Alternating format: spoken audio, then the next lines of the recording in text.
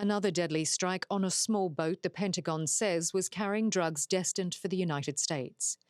President Trump says the US is at war with what he calls narco-terrorists, specifically targeting Venezuela and the government of President Nicolas Maduro. He has not been good to the United States. In targeting Venezuela, the Pentagon says it is striking known trafficking routes and foreign terrorists.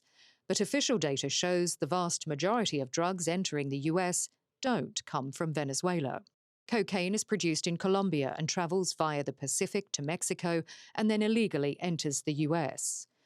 Fentanyl, responsible for one of America's worst epidemics, is made almost entirely in Mexico with chemicals imported from China.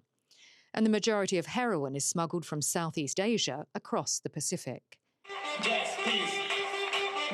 Despite this, President Trump has declared Maduro the head of a foreign drug cartel and designated him a terrorist. Maduro says Trump is trying to oust him from power. But while Maduro denies having links to the illegal drug trade, some say the country is built on funds generated from illicit drugs. I think the most important thing that Trump wants is he would like to see the end of drug trafficking in Venezuela.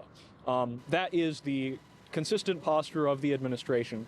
It's also one that is going to be very difficult for Maduro to give, because drug trafficking is embedded in the way that his regime has set itself up. It's part of the way that he acquires the loyalty of his generals and law enforcement officers by allowing them to participate in the drug trade, to profit from the corruption that goes through the trafficking of drugs.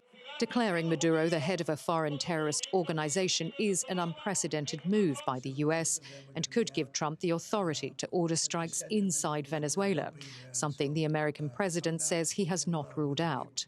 The US is assembling a huge naval fleet off the coast of Caracas, including the Navy's largest aircraft carrier, at least 8 other warships and F-35 aircraft.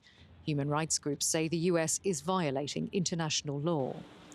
As the standoff between these two countries continues, both leaders say they are willing to hold talks to try to avoid a military conflict. Selina Downes, TRT World, Washington.